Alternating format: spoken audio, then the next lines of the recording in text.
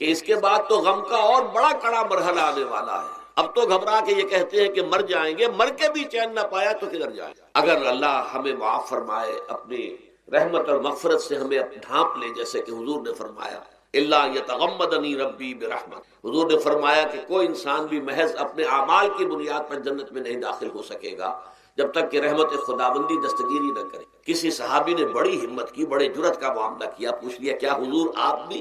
ظاہر بات ہے آپ بھی انسان ہیں، آپ بھی بشر ہیں، قرآن مجید میں کہلوایا گیا ہے اور انما انا بشر مثلکم. تو اگر آپ کہتے ہیں کوئی انسان جنت میں داخل نہیں ہو سکے گا محض اپنے اعمال کی بنیاد پر جب تک کہ رحمت خداوندی دستگیری نہ کرے، تو کیا آپ بھی اس قاعدہ کلیہ میں شامل ہیں؟ آپ نے فرمایا ہاں میں بھی. الا یتغمدنی ربی برحمتہ، جب تک کہ میرا رب مجھے اپنی رحمت سے ڈھانپ نہیں لے گا میں بھی جنت میں داخل نہیں ہوں. تو اس اعتبار سے اللہ تعالیٰ وہاں ہمیں بچا لے.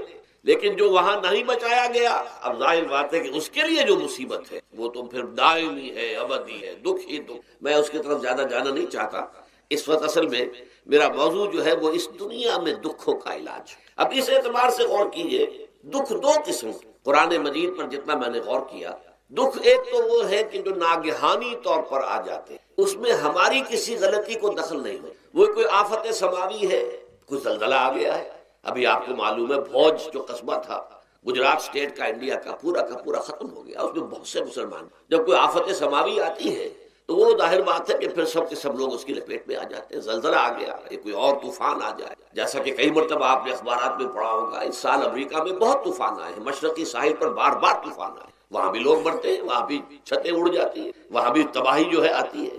تو اس حوالے سے ایک تو ہے وہ ناگہانی آفات، آفت ارضی ہو یا آفت سماوی ہو. زلزلہ ہے یا آفت ارضی ہے، طوفان آ گیا ہے، کوئی سائیکلون آ گیا یا آفت سماوی ہے، یا کوئی آسمان سے بڑا سا پتھر آ جائے. آپ کبھی کبھی اخبارات میں پڑھتے ہوں گے کہ ایک بڑی چٹان پاس سے گزر گئی، بہت بڑی خلائی چٹان جو ہے زمین کے قریب سے ہو کر گزر گئی، زمین بچ گئی، ورنہ اگر وہ زمین سے ٹکرا جاتی تو نہ معلوم کتنا بڑا یہاں پر تباہی کا معاملہ. بڑے بڑے جو ہے شہاب گرتے رہے زمین کے اوپر، بڑی بڑی تباہیاں آتی رہی ماضی. تو ایک تو یہ ہے، اور ان میں بھی تقسیم کیجئے یہ ناگہانی تکلیف، ناگہانی مصیبت، یا کوئی آفت سماوی یا آفت ارضی. اس کی بھی پھر دو قسمیں ہو گئی.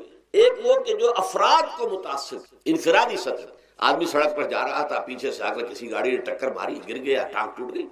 اب ظاہر بات ہے کہ اس میں اس کا کوئی قصور نہیں ہے، یہ اللہ تعالیٰ کی طرف سے بات آ گئی ہے. یا یہ کہ کوئی اگر اجتماعی سطح پر آیا، جیسا کہ زلزلہ ہے، یا جیسا کہ کوئی سائیکلون ہے، کوئی بڑا طوفان ہے، بہت بڑے فلڈز آ گئے ہیں. اس وقت بھی موزمبیق میں بہت بڑا فلڈ آیا ہوا ہے، ساؤتھ افریقہ میں، اور افریقہ میں پچھلے سال بھی بہت بڑا فلڈ آیا تھا، بڑی تباہی آئی آ رہا. تو یہ آفت سماوی، یہ ظاہر بات ہے کہ اجتماعی سطح پر آتی ہے، بڑی بڑی مقدار میں، تعداد میں لوگ متاثر، لاکھوں لوگ بے گھر ہو جاتے ہیں، ہزاروں آدمی مارے جاتے ہیں. پہلی شکل جو ہے دکھ کی، جیسا کہ میں نے عرض کیا، وہ ناگہانی دکھ، کوئی آفت ارضی، کوئی آفت سماوی، خواہ وہ انفرادی ہو خواہ اجتماعی. اس کے ضمن میں کیا علاج ہے؟ ظاہر بات ہے کہ اس کا علاج یہ تو نہیں ہو سکتا کہ آپ اس کو ختم کریں. انگریزی کا ایک محاورہ ہے، what cannot be cured must be endured. جو چیز جو ہے جس کا علاج نہیں ہو سکتا وہ تو برداشت کرنی پڑے گی. بعض بیماریاں بھی ایسی ہیں، ڈائبٹیز ہو گئی ہے، شوگر کا مرض ہو گیا، ڈاکٹر آپ کو بتائے گا کہ بھائی اب یہ مرض جائے گا نہیں. اب آپ کو اس مرض کے ساتھ ہی اپنے آپ کو ایڈجسٹ کر کے اپنی غذا وغیرہ اس کے مطابق طے کر لیجیے، ورنہ یہ کہ یہ نہ سمجھیے کہ یہ مرض چلا جائے گا. تو what cannot be cured must be endured. لہذا ان آفت سماوی و عرضی، چاہے وہ انفرادی سطح پر متاثر کرتی ہوں انسانوں کو، اور چاہے اجتماعی سطح پر، اس کا تو علاج ایک ہی ہے.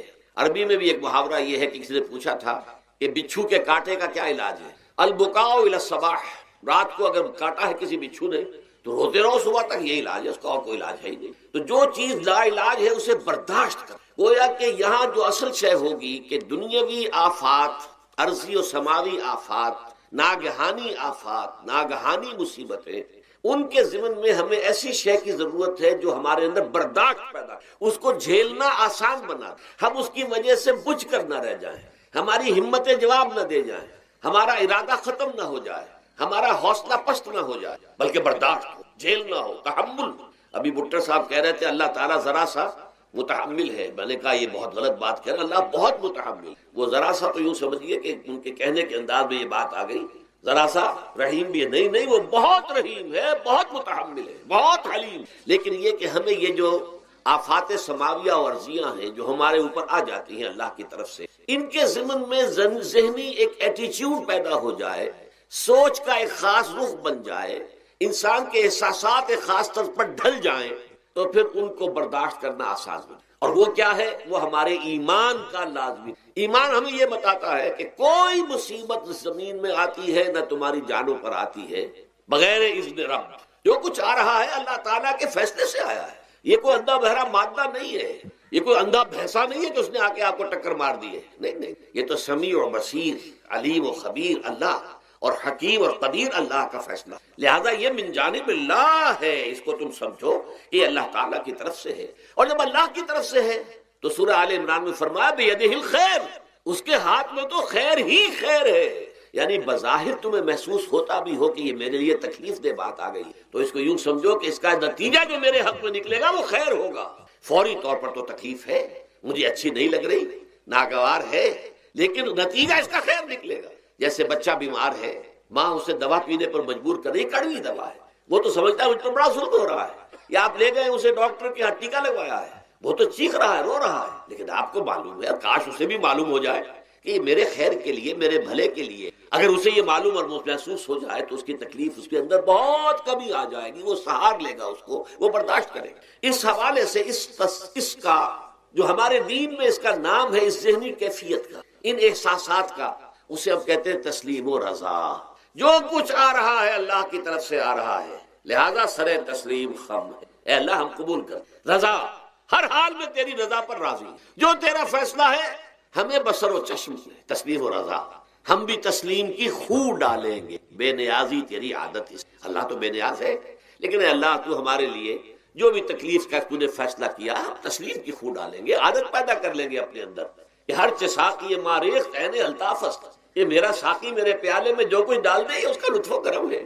یہ مقام رضا ہے، یہ ایمان کا ایک ایسا تقاضا ہے کہ جس کو ہم کہیں گے ایمان کی حلاوت، ایمان کی مٹھاس۔ اگر آپ کا منہ کڑوا ہو جائے تو آپ چینی کھاتے ہیں تاکہ منہ کا ذائقہ ٹھیک ہو جائے۔ اگر تکالیف کی وجہ سے، دکھ کی وجہ سے آپ کے احساسات کے اندر کوئی خرابی پیدا ہو رہی ہے، یہ جو مقام رضا ہے یہ اس کے لیے قند ہے، یہ اس کے لیے چینی ہے، یہ اس کے لیے شہد ہے، یہ اس کی تلخی کو ظاہر کر دینے والی چیز ہے کہ اللہ تیری رضا پر راضی، راضی برضائے رب۔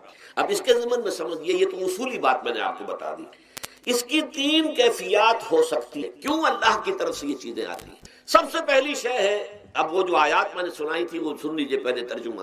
سورہ تغابن میں فرمایا ما صاب من مصیبت الا باذن اللہ، دیکھو کوئی مصیبت تم پر نہیں آ سکتی، نہیں آتی مگر اللہ کے اذن۔ ومن یؤمن باللہ، اور جو شخص اللہ پر ایمان رکھتا ہو، یہد قلبہ، اللہ اس کے دل کو ہدایت دے دے، اس کے دل کو سکون عطا کر، وہ راضی برضائے رب ہو، اس میں شکوہ نہیں رہتا، اس میں شکایت نہیں ہو، اس میں تلخی نہیں ہوتی، کیوں ہو گیا، کیسے ہو گیا، کیوں ہو گیا، نہیں ہونا چاہیے، نہیں۔ یہ سارا جو پیچ آدمی کھاتا رہتا ہے نا اندر ہی اندر، وہ جو پیچ کھا رہا ہے، یہ سب پیچ سے نجات نہیں۔ برو کشید سے پیچا کہ ہستمود مرا، چے اقدہا کے مقام رضا کشود مرا۔ یہ پیچ کھانا جو ہے، پیچا کے ہستمود، اس سے اللہ تعالیٰ نے مجھے نجات دے دی ہے مقام رضا کے ذریعے سے۔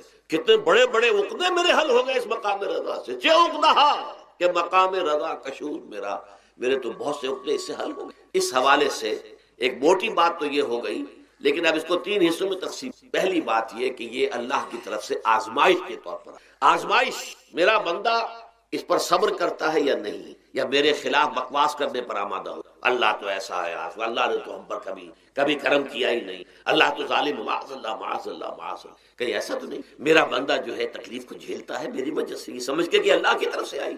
یہ صبر جو ہے یہ بہت بڑی کامیابی ہے اگر انسان کو، اور اس صبر کے نتیجے میں دو اور باتیں پیدا ہوتی ہیں۔ یہ مضامین علیحدہ علیحدہ دروس کے اندر آتے رہے ہیں، لیکن آج ایک نئے عنوان کے تحت جمع ہو کر آ رہے ہیں۔ پہلی بات یہ ہوتی ہے کہ یہ امتحان کا نتیجہ کیا نکلتا ہے کہ آپ نے ایک امتحان پاس کیا تو آپ کے اگلے درجے میں ترقی ہو جائے۔ 5ویں کا امتحان پاس کر لیا نا، 6ٹھی میں جائیں گے، اب 6ٹھی کا امتحان پاس کریں گے تو 7ویں میں جائیں گے، 7ویں کا پاس کریں گے تو 8ویں میں۔ درجہ بدرجہ انسان کی دینی، ایمانی اور روحانی ترقی کا ذریعہ یہ آزمائش میں، جتنا اس میں صبر ہوگا، جتنا اس میں تسلیم و رضا جو ہے آپ حاصل کرتے جائیں گے تو آپ کے درجے بلند ہوتے جائیں گے۔ آپ کا امتحان کڑے سے کڑا آئے گا، بڑے سے بڑا آئے گا، مشکل سے مشکل تر آئے گا۔ ایک وقت میں ایم اے کا امتحان بھی آپ کو دینا ہوگا، ایک وقت ہو سکتا ہے پی ایچ ڈی کے لیے تھیسس آپ لکھیں، پھر اس کے اوپر جو ہے ٹیم بیٹھی ہوئی اور آپ سے وہ بحث کرے، جرا کرے آپ سے، وہ بھی کرنا ہوگا۔ لیکن یہ کہ اگر پرائمری ہی میں فیل ہو گئے تو اس کا سوال ہی پیدا نہیں ہوتا کہ کبھی آپ ایم اے کا یا پی ایچ ڈی کا تھیسس بھی۔ اور اسی کو دوسرے انداز میں کہا گیا ہے قرآن مجید میں،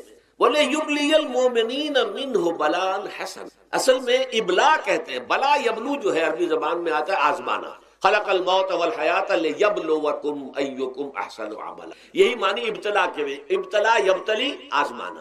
ابلا یبلی جو آتا ہے باب افعال سے، اس میں آتا ہے کسی کو کسی تکلیف میں ڈال کر اس کو نکھارنا، کہ اس کا جوہر نکھر جائے، اس کے اندر جو خیر ہے وہ اور چمک جائے، لوگوں کو بھی معلوم ہو جائے کہ یہ شخص اس مقام کا اہل ہے، اس کے اندر یہ صلاحیت ہے، اس میں یہ قوت موجود۔ تو یہ گویا کہ اہل ایمان کی صلاحیتوں کو نکھارنے کے لیے اور ان کے درجات کی ترقی کے لیے بھی اللہ تعالیٰ دنیا کے اندر یہ مصیبتیں اور امتحانات جو ہیں آزمائش کے حوالے سے افراد پر بھی، اجتماعی طور پر بھی، اور ایک اس کا اور بھی ہے، اہل ایمان پر اس طرح کے ابتلاء و آزمائش کی ایک نوعیت اور بھی ہے، اور وہ یہ ہے کہ جو بھی آپ سے غیر ارادی طور پر، یا یہ کہ آپ نے کوئی گناہ ارادی طور پر بھی کر لیا، اللہ تعالیٰ اس کی سزا اسی دنیا میں دے کر آخرت کی سزا سے محفوظ کر دیتا۔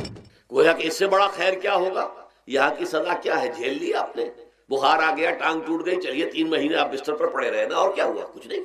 لیکن یہ کہ آخرت کی سزا ملتی، بہت عظیم، لہذا کفارہ بناتا ہے اللہ تعالیٰ۔ ان جو بھی گناہ ہو گئے ہیں، غلطیاں ہو گئی ہیں، ان کا کفارہ اللہ تعالیٰ بندہ مومن کے لیے، حضور کی ایک حدیث ہے، اس کا متن مجھے اس وقت یاد نہیں ہے، کہ مومن کا معاملہ عجیب ہے، اسے کوئی تکلیف پہنچتی ہے صبر کرتا ہے، وہ اس کے گناہوں کا کفارہ بن جاتا ہے، اور اگر کوئی خوبی ملتی ہے تو اللہ تعالیٰ کا شکر ادا کرتا ہے، اس کے درجات بلند ہو جاتے ہیں۔ تو یہ معاملہ جو ہے اللہ تعالیٰ کی طرف سے بندہ مومن کے حق میں خیر، کہ در حقیقت اس کے ان گناہوں کی پاداش کہ جو اس نے یہاں کر لیے ہیں، یہی دنیا میں دے کر دھو دیا جائے، پاک کر دیا جائے۔